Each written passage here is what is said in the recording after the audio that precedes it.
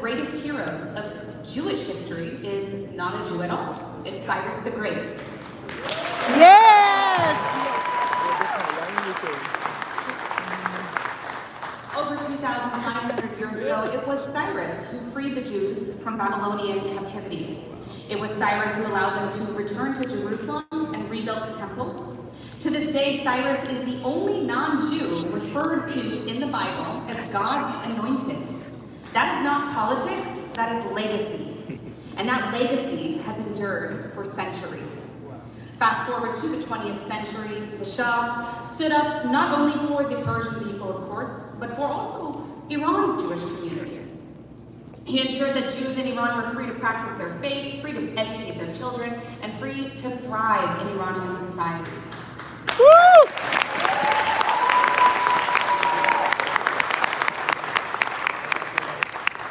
And while much of the world closed its eyes to Jewish suffering during the Holocaust, it was the Shah who gave instructions to Iranian embassies in Europe to issue passports and protection to endangered Jews, saving lives at a time when so many, including the Western world, looked away.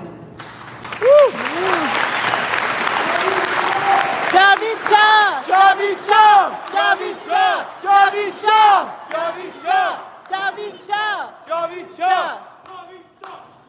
Today, the regime that has hijacked Iran bears no resemblance to the legacy of Cyrus or the decency and leadership of the Shah.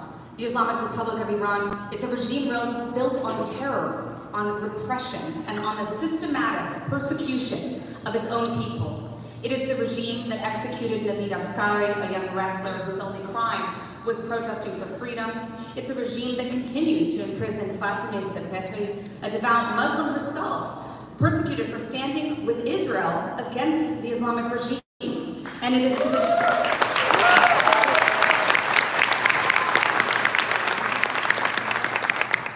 And it is the regime that continues to torture and detain artists, musicians, students, journalists, activists for the crime of imagining a better Iran. But here is what gives me hope.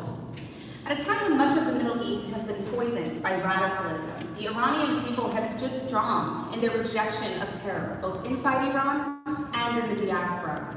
When Hamas carried out the October 7th massacre against Israeli civilians, raping women, burning children, taking hostages, it was Iranians, not Americans, not Canadians, not Europeans, who marched in the streets and were posting online since that day until now, in solidarity with the Jewish people and the State of Israel.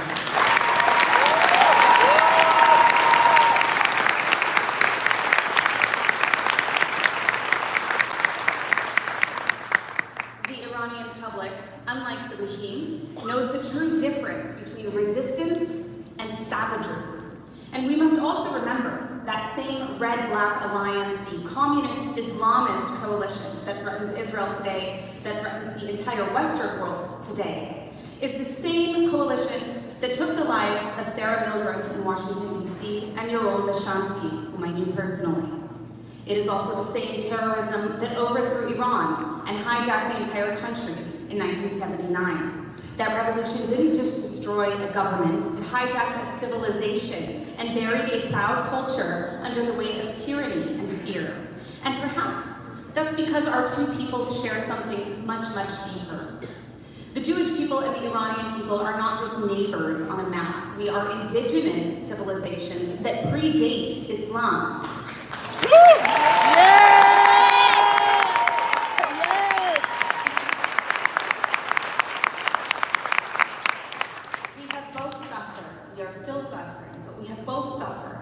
Under empires and tyrants, we have both survived attempts to erase our identity.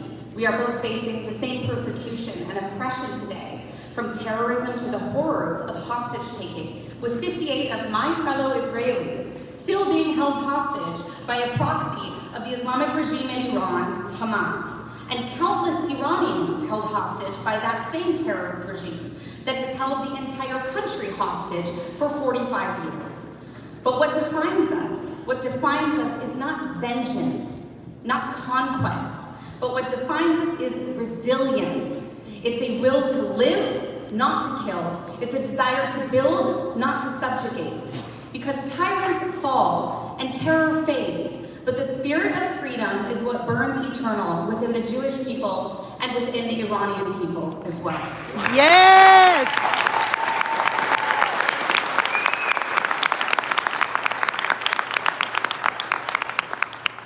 So to all my Iranian brothers and sisters, your fight is my fight. It's our fight, and we will never stop standing with you.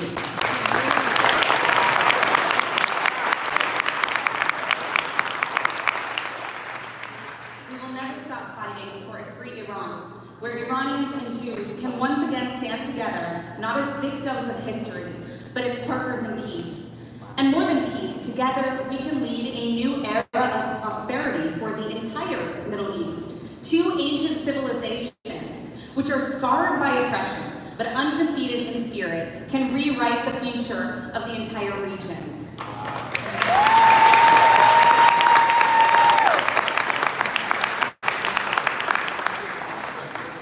With shared values, innovation, and cultural strength, a free Iran and a strong Israel could literally change the course of human history, not just for ourselves, but for the betterment of all mankind.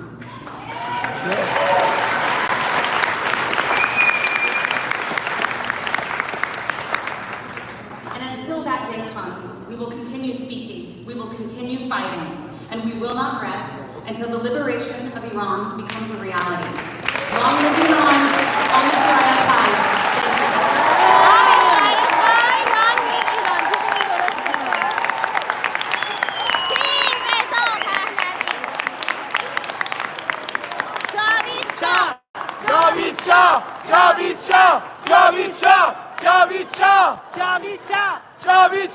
Chai.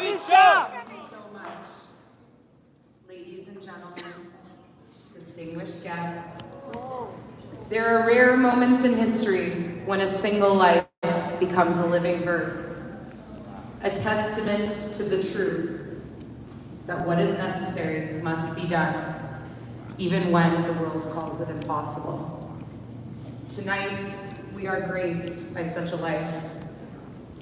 Prince Reza Pahlavi. King Reza Pahlavi! King Reza Pahlavi! King Reza Pahlavi! King Reza Pahlavi! King Reza Pahlavi! Who was born into a land of ancient glory and boundless promise. He was not raised merely to inherit a crown, but to carry the weight of a people's hope. And when the winds of history turned, he did not retreat into comfort or forgetfulness. He stepped forward into exile, into sacrifice, into a lifelong vow to the soul of Iran. For over 4 decades, he has not lived as a man of titles, but as a man of purpose. Through storms of disinformation, through the silence of exile, through the shadows cast by tyranny, he did not falter. Because what seemed unreachable, freedom, dignity, and democracy, was never a dream to him. It was a duty. He walks not with nostalgia for what was, but with a vision for what must be.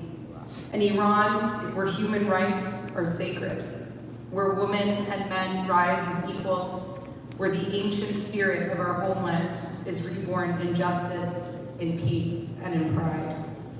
Tonight, we do not simply welcome a leader, we welcome a symbol of endurance, of clarity, of a hope that refuses to die. A man that reminds us that the impossible is only a story, waiting for someone brave enough to rewrite it.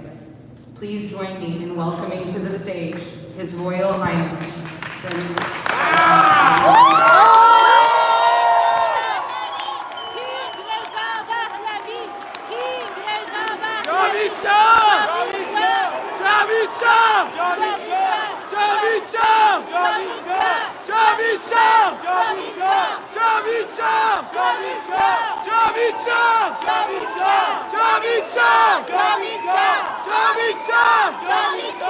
Javicha!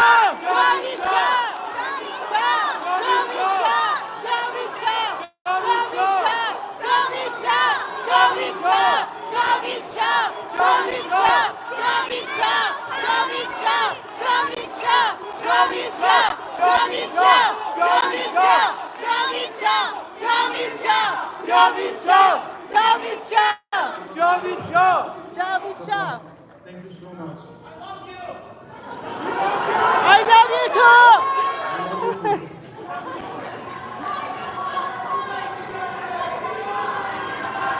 پهلوی برمیگرده این آخرین نبرده پهلوی برمیگرده این آخرین نبرده پهلوی برمیگرده این آخرین نبرده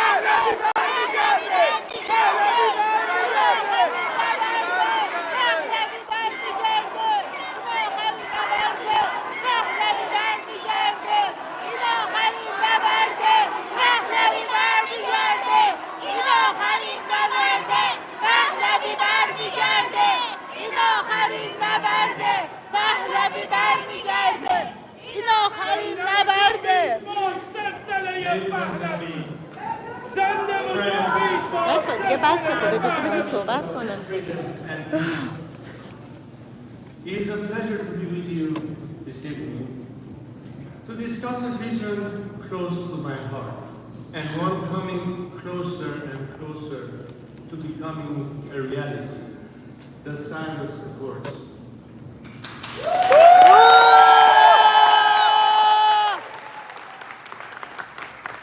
The name Cyrus reminds us of a deeper truth, that the relationship between the Iranian and the Jewish peoples is not a matter of modern diplomacy